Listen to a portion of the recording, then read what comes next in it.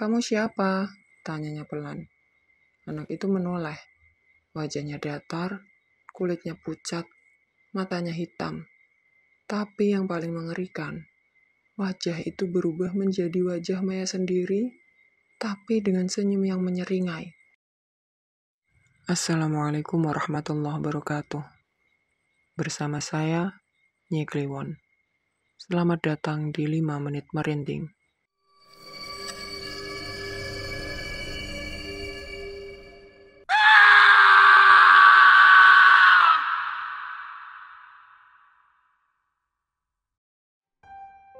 Di setiap sekolah selalu ada cerita yang tak pernah dimasukkan ke buku tahunan. Cerita yang hanya dibisikkan lewat suara bergetar di sela-sela malam, atau lewat tatapan kosong para alumni yang enggan mengingat. Salah satu cerita itu bermula dari kegiatan yang harusnya menjadi kenangan manis bagi para siswa baru, MPLS, Masa Pengenalan Lingkungan Sekolah. Kegiatan yang diisi tawa, yel-yel, dan api unggun. Tapi di sebuah sekolah menengah atas di Jawa Barat, tahun itu, api unggun mereka tak hanya menarik perhatian siswa, tapi juga sesuatu yang sudah lama tidur dan ingin ikut berkenalan. Malam itu adalah puncak dari kegiatan MPLS. Langit gelap, bulan separuh tersembunyi di balik awan, dan udara mulai menggigit dingin saat para siswa baru berkumpul di lapangan belakang sekolah. Semua mengenakan kaos olahraga seragam, duduk bersila membentuk lingkaran besar. Di hadapan api unggun yang menjilat tinggi ke udara, kakak OSIS berdiri di tengah lingkaran memimpin yel-yel terakhir malam itu. Di sela teriakan semangat itu, ada satu suara yang tak ikut bersorak. Namanya Gilang. Siswa baru yang sejak siang sudah merasa tidak enak badan. Matanya terus melihat ke satu titik.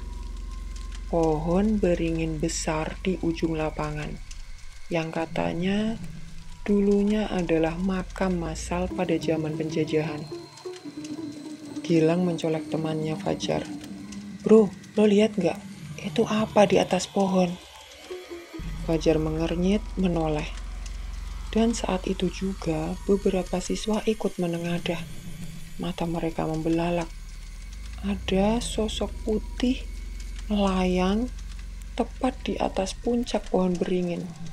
Rambut panjangnya terurai liar dan kakinya tidak menyentuh tanah. Beberapa siswa spontan berdiri. Ada yang terdiam dengan bibir gemetar, ada yang menjerit, dan satu di antaranya jatuh pingsan. Kakak OSIS panik mencoba menenangkan. Mereka bilang itu hanya efek api unggun dan bayangan. "Jangan lebay," kata salah satu senior. Tapi tangannya gemetar saat menunjuk ke langit. Karena saat itu juga, sosok putih itu terbang mendekat. Dia melayang rendah, berputar sekali mengelilingi api unggun. Lalu, hilang di balik asap. Tapi suara tawanya masih terdengar. Dekat, seolah dia sedang berjalan di antara barisan siswa. Setelah insiden itu, kegiatan malam segera dihentikan. Api unggun dipadamkan dan semua siswa diperintahkan kembali ke tenda. Tapi malam itu tak ada yang benar-benar tidur, karena sebagian dari mereka mulai melihat sesuatu. Bayangan melintas di balik tenda, suara langkah di tanah yang kosong, dan mata merah yang mengintip dari celah kain. Malam itu adalah malam pertama yang membuka gerbang menuju teror tak kasat mata.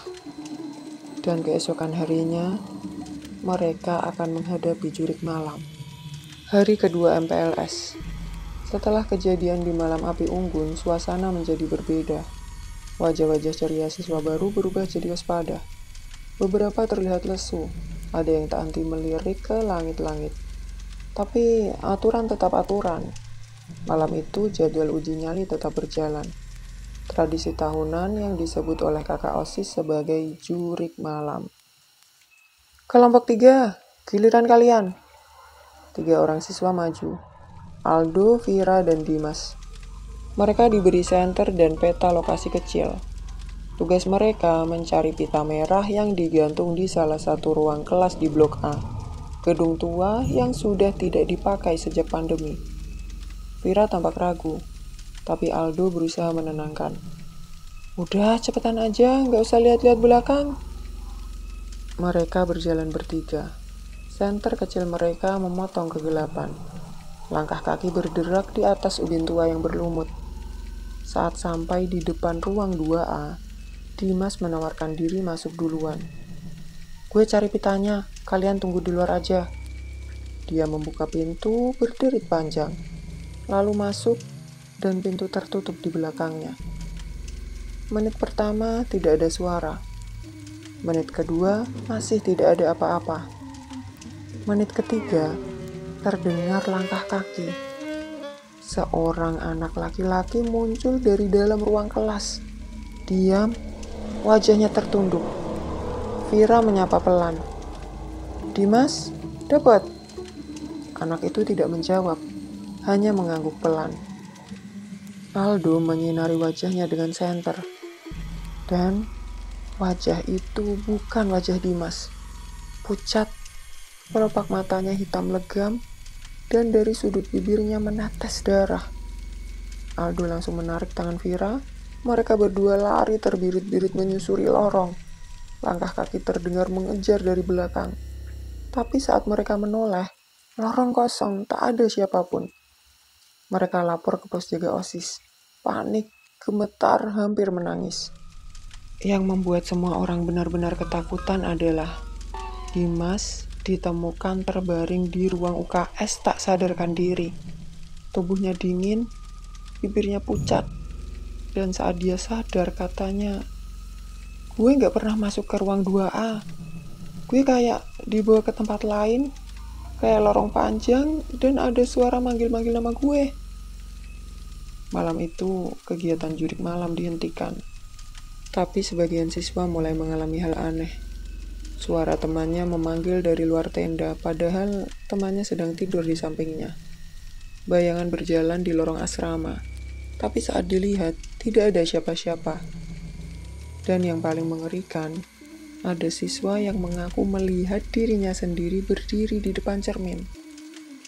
Mereka belum tahu, teror sesungguhnya baru akan dimulai. Malam ketiga, siswa-siswa MPLS diinapkan di asrama sekolah untuk kegiatan refleksi malam. Gedung tua berlantai 2, dindingnya berlumut, bau lembab menusuk sejak pintu dibuka. Anak-anak putra di lantai bawah, anak-anak putri di lantai atas. Lampu dimatikan sejak jam 10 malam, hanya satu lampu remang di lorong yang menyala. Dan di tengah malam, sesuatu mulai bergerak. Maya terbangun pertama. Dia mendengar suara anak kecil tertawa, tapi bukan dari dalam kamar. Suara itu datang dari atap kamar asrama. Ia menoleh ke samping, semua teman sekamarnya masih tidur.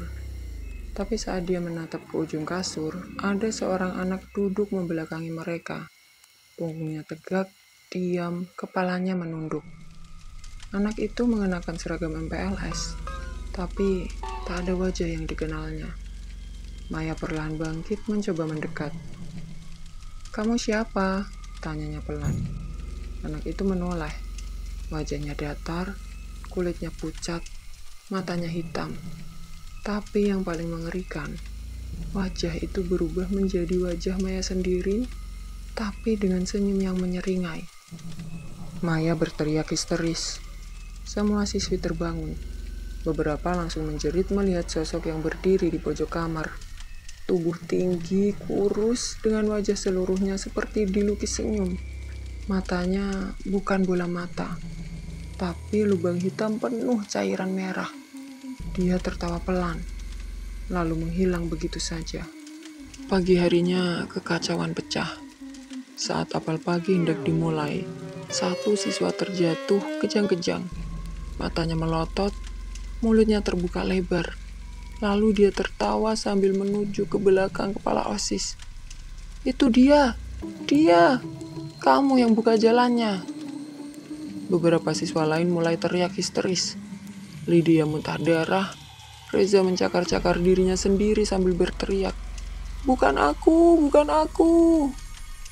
15 siswa kerasukan, 4 dibawa rumah sakit, 1 tak bisa bicara sampai hari ini. Dan 1 lainnya sadar lalu berkata, "Kita bukan satu-satunya yang tidur di asrama malam itu.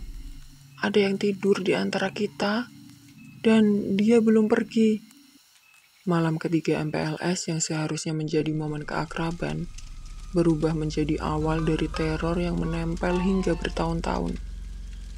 Karena setelah malam itu, banyak dari mereka tidak pernah benar-benar tidur nyenyak lagi. Pagi itu, upacara penutupan MPLS tetap dilaksanakan, meski dengan wajah-wajah pucat, tangan gemetar, dan suara yang nyaris tak terdengar. Di tengah lapangan, para siswa berdiri berbaris.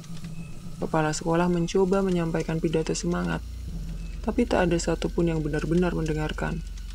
Semua mata, tanpa sadar, tertuju ke satu titik, pohon beringin besar di ujung lapangan. Tempat yang sejak malam pertama menjadi pusat teror semuanya. Dan tepat saat lagu penutup dikumandangkan, seorang siswa, Bagas, berlari ke arah pohon beringin. Dia berteriak menyebut nama seseorang. "Rara! Rara!" Beberapa guru mengejar dan mencoba menahannya. Tapi Bagas tak berhenti. Dia menggaruk batang pohon, mencakar kulit kayu, lalu menangis histeris. Hari itu, seorang ustadz dipanggil. Ruqyah dilakukan di lapangan terbuka. Air doa disiramkan ke akar pohon. Doa-doa dilantunkan. Bacaan Yasin bergema. Sementara di balik kerumunan, beberapa siswa yang kerasukan mulai beraksi. Satu siswa perempuan tertawa kencang lalu berubah menangis. Kalian bakar aku di bawah sana." Siswa lainnya berbicara dengan suara perempuan dewasa. "Dia buka jalanku, aku hanya ikut dipanggil." Malam harinya, seorang penjaga sekolah yang sudah puluhan tahun tinggal di sana datang ke rumah kepala sekolah. Dia menceritakan sesuatu yang selama ini ditutup rapat. "Dulu di bawah pohon beringin itu ada siswa perempuan yang bunuh diri, Pak. Namanya Rara. Dia dulu dikerjai habis-habisan waktu MPLS. Dikurung semalaman di gudang belakang sekolah. Besoknya, dia ditemukan tergantung. Dan tubuhnya dikuburkan diam-diam di bawah akar pohon itu atas perintah kepala sekolah zaman dulu. Sejak saat itu, setiap tahun ajaran baru selalu ada kejadian aneh. Tapi baru tahun ini, gerbangnya terbuka lebar. Kenapa? Karena ada satu kakak OSIS yang nekat melakukan ritual pemanggilan arwah di malam sebelum MPLS. Namanya Indra. Dia ingin menguji keberanian, tapi yang dia panggil bukan hanya keberanian. Yang datang adalah Rara dan mereka yang ikut terbakar dalam amarahnya. Gedung sekolah itu masih berdiri hingga sekarang, dan pohon beringin di ujung lapangan masih ada. Tapi tiap tahun akan selalu ada korban baru. Satu siswa yang tiba-tiba jadi pendiam, yang kadang bicara sendiri, yang suka berdiri menatap pohon beringin terlalu lama.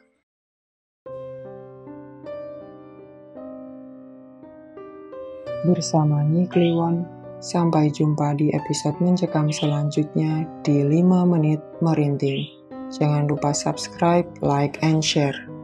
Dan jika kalian mempunyai cerita seram yang ingin kalian bagikan, kalian bisa menghubungi email yang tertera. Terima kasih, selamat malam, selamat beristirahat.